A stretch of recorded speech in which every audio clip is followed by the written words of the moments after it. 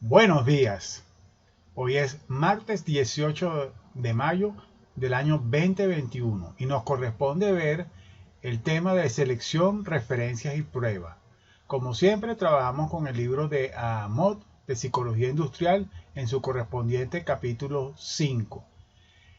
En las semanas anteriores primero vimos una introducción a la psicología industrial organizacional, luego vimos la evaluación y el análisis de puestos, que es la base fundamental para poder hacer luego la selección. Luego vimos un tópico de selección a través del reclutamiento y la entrevista. Y esta semana nos corresponde ver la selección, pero desde el punto de vista de las referencias, el análisis de las referencias y las pruebas. La semana que viene tenemos entonces nuestro primer parcial, el día 25 de mayo, y les daremos al final las instrucciones sobre este punto. Nosotros trabajamos con las competencias en esta semana, con las competencias de teoriza y de evalúa. Son las competencias que les corresponden trabajar en esta semana. Y estamos viendo, por supuesto, en términos de la unidad temática, lo que sabemos sobre reclutamiento y selección. Veamos pues la presentación a continuación sobre este tema. La semana pasada, como decíamos, estuvimos viendo la selección de empleados a través del reclutamiento y entrevista y vimos el análisis de puestos, reclutamiento, la importancia que tenía hacer una información realista del puesto, las técnicas efectivas de selección de empleados y algunos trucos para que ustedes puedan desarrollar sus habilidades de búsqueda de empleo. Hoy vamos a ver la participación de las pruebas psicológicas y de las referencias como estrategia para la selección. Fíjense que entre los objetivos están por qué las referencias a veces no predicen el desempeño, aprender a utilizar el enfoque de rasgos, elegir el tipo correcto de prueba, ser capaces de escribir los distintos tipos de pruebas, crear y calificar un instrumento de biodata y saber cómo escribir una carta de no aceptación. Esos son los aspectos prácticos y luego todo está basado en predecir el desempeño a través de distintos instrumentos. Es como lo vemos nosotros aquí. Nosotros podemos hacer la selección de los empleados utilizando las referencias y cartas de recomendación o tomando en cuenta la educación y las capacidades previas, que en inglés es abilities, capacidades o potencialidades o, como decimos más recientemente, aptitudes con P de papá, aptitudes. Luego tenemos las habilidades que son las destrezas, habilidades y destrezas, que son las skills, la experiencia previa y la personalidad, el interés y el carácter son también cosas que se utilizan para predecir el rendimiento. Son todos estos recursos que se han estudiado para poder establecer cuáles son los mejores para predecir el rendimiento. Aquí es pertinente entonces hacer una acotación entre lo que llamamos nosotros conducta y lo que llamamos desempeño. Por ejemplo, si usted está jugando al lanzamiento de dardos en uno de esos famosos restaurantes o bares, lanzar el dardo es lo que significa la conducta. Lanzar el dardo es la conducta. Mientras más pegue en el centro, mejor será el rendimiento o mejor será el desempeño. Igual cuando uno va a la línea de castigo en el básquetbol, se puede lanzar la pelota una, dos o tres veces y se pueden ganar uno, dos o tres puntos dependiendo del castigo al oponente por la falta. Pero la conducta es entonces el costo en que se incurre para lograr un resultado valioso, que es el desempeño. Recordemos eso siempre. Una cosa es la conducta y otra cosa es el desempeño. En psicología industrial nos importan mucho los desempeños y cómo hacemos para que la conducta mejore para alcanzar el desempeño.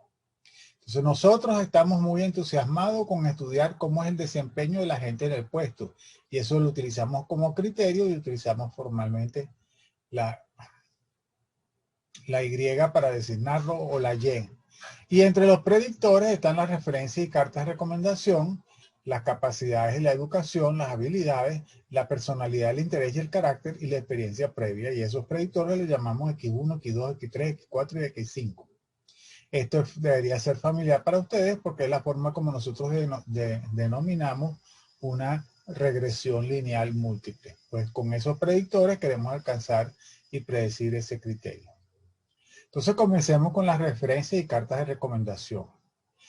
Aquí hay que hacer la distinción entre referencia y carta de recomendación.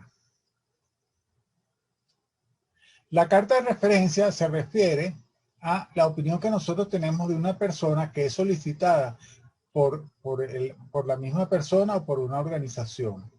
Mientras que la carta de recomendación contiene nuestra opinión sobre el desempeño de un solicitante. Los aspectos los decide quien hace la recomendación. En el caso de la carta de recomendación. En el caso de la referencia, pues ya puede venir preformateado. ¿Para qué nos sirve la verificación de la referencia y la carta de recomendación? Bueno, para nosotros validar algunos detalles que pueden aparecer en el currículum vitae. Podemos verificar antecedentes de problemas de conducta, inasistencia, acoso o violencia. Y también podemos utilizar formas alternativas que no están en la carta de recomendación, como el uso de Google y las redes sociales. Aquí hacemos una recomendación para ustedes jóvenes que tienen que tener mucho cuidado de lo que ustedes colocan en Instagram, Twitter, Facebook o Google en general o cualquier otra red social que esté ahorita vigente, porque esas pueden ser utilizadas por personas que pueden dictaminar que por alguna razón que usted está poniendo cosas dentro de esas redes sociales, lo descalifican a usted para entrar a trabajar en una organización. Así que les reitero la importancia del cuidado de su propia imagen en las redes sociales. Hay unos errores que hacen que la carta de recomendación y la carta de referencia no sean tan buenos. Primero, porque la mayoría de la gente cuando hace una carta de recomendación o llena una referencia y se incurre en la indulgencia. ¿Qué quiere decir esto? Que la mayoría, apenas un 3% de las referencias que se hacen obtienen aspectos negativos. Y muchas veces si nosotros escribimos algo negativo para recomendar a alguien, lo más probable es que no utilice esa carta de recomendación. Luego nosotros nunca tenemos conocimiento suficiente del solicitante, apenas lo habremos visto en alguna ocasión o en pocas ocasiones y no podemos dar realmente una apreciación completa de quién es la persona y en su desempeño. Luego está la confiabilidad, porque distintas personas tienen distintos ángulos que ver en un solicitante y es probable que no siempre veamos todos los aspectos que habría que ver en un solicitante para recomendarlo para ingresar a una organización. También hay factores que es lo que denominamos factores extrínsecos. El método que nosotros empleemos para redactar una misiva, para hacer la carta, hace la diferencia. Y como hay distintos métodos y son generalmente escritos abiertos, pues las personas pueden utilizar métodos tan variados que no nos va a permitir tener una buena apreciación del candidato o de la candidata. Bueno, desde luego hay que tener cuidado con decir cuál es la vinculación que tenemos con el aspirante, ser honesto proporcionando referencias y deje que el aspirante, la persona que nos lo está pidiendo, decida si va a emplear la carta o no. Los aspectos éticos son muy importantes y hay casos en que familiares pues, hacen cartas de recomendación, no se dicen con anterioridad y eso después termina en que se decide no captar al aspirante por haber utilizado un familiar como una carta de recomendación. Así que aunque son buenas las cartas de referencia y de recomendación, no son las mejores para predecir el rendimiento o el desempeño en el trabajo. La educación y las capacidades son extraordinariamente importantes y sabemos que el promedio del puesto de promoción que ocupa un candidato, en el caso que estemos buscando gente que sea egresada de la educación superior, es muy importante. El conocimiento previo que pueda tener la persona sobre el puesto también, aunque muchas personas llegan a un primer trabajo sin el conocimiento del puesto. Y luego están las pruebas de capacidad que son muy buenos predictores. Y entre ellas tenemos la capacidad cognitiva, la capacidad perceptual, la capacidad psicomotriz, la capacidad física. Y tenemos que tener tenemos que tomar buenas decisiones para saber cuáles de esas pruebas, tipos de pruebas, son pertinentes para el puesto. Porque además la administración de pruebas es un proceso costoso, no las podemos utilizar todo el tiempo.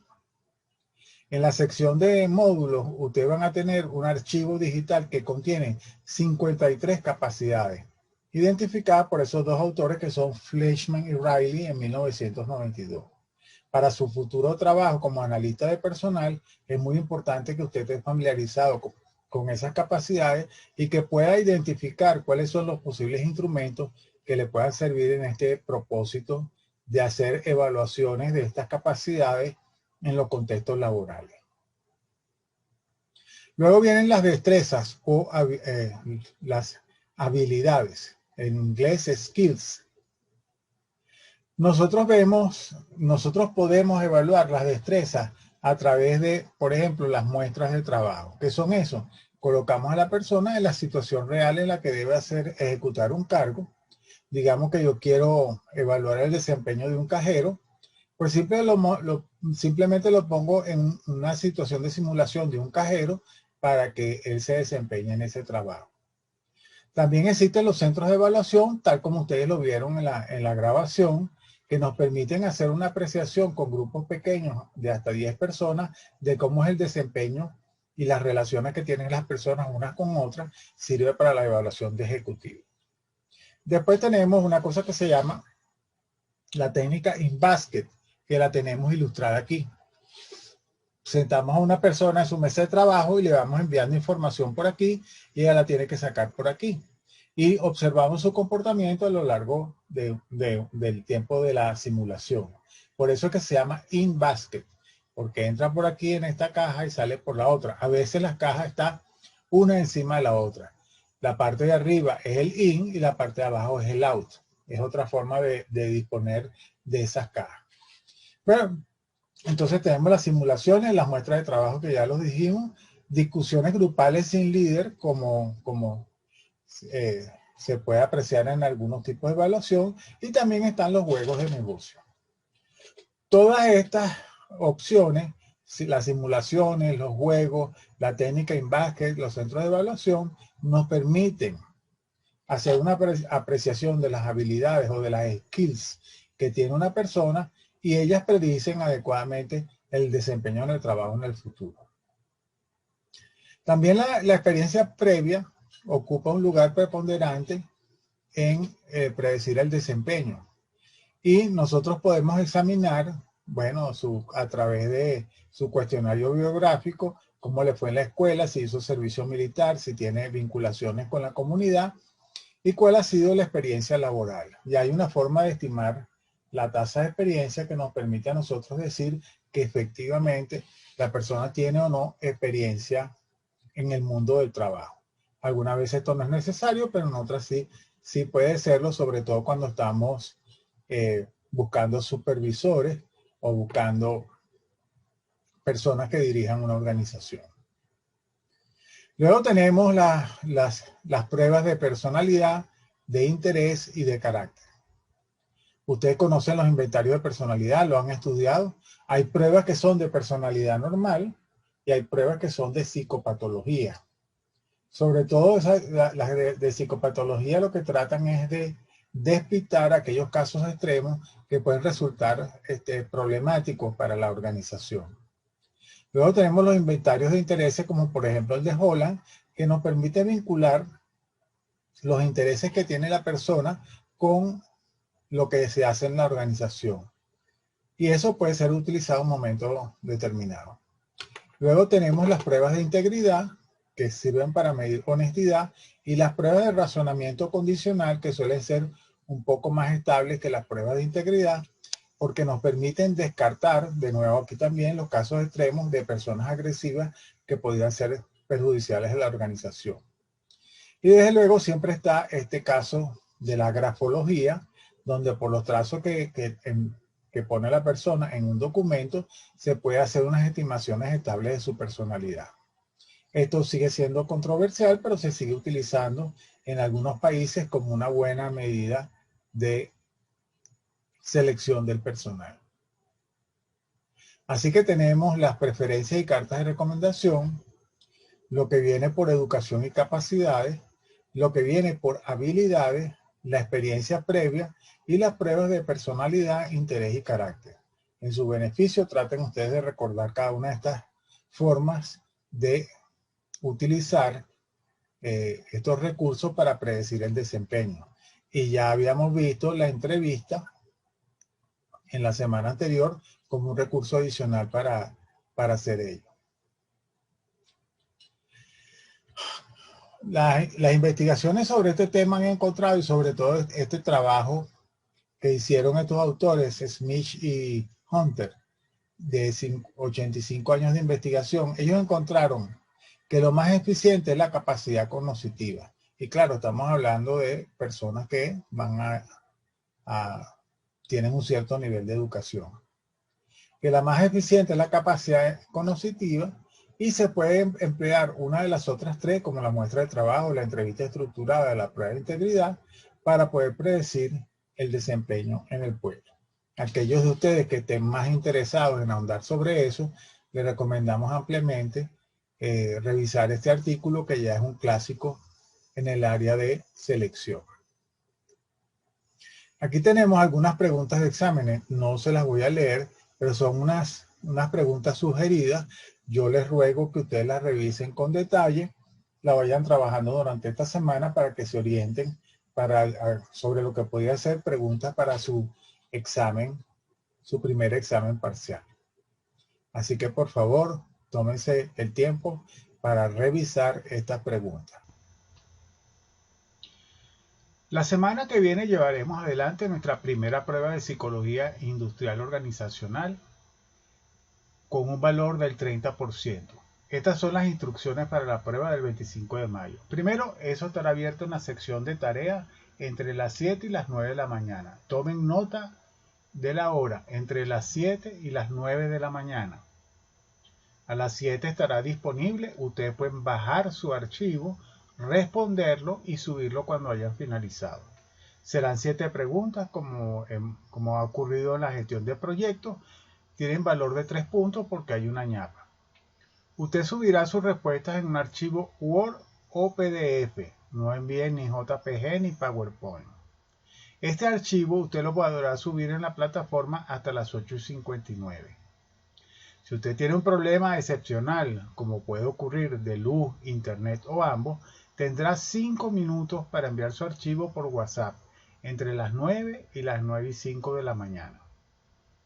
Si tiene dudas sobre el enunciado de una pregunta, podrá consultarlo por el grupo de WhatsApp entre las 7 y las 7:30 de la mañana. Espero que estas instrucciones queden claras sobre lo que tenemos que hacer con relación a la prueba de la semana que viene. Que tengan un feliz día.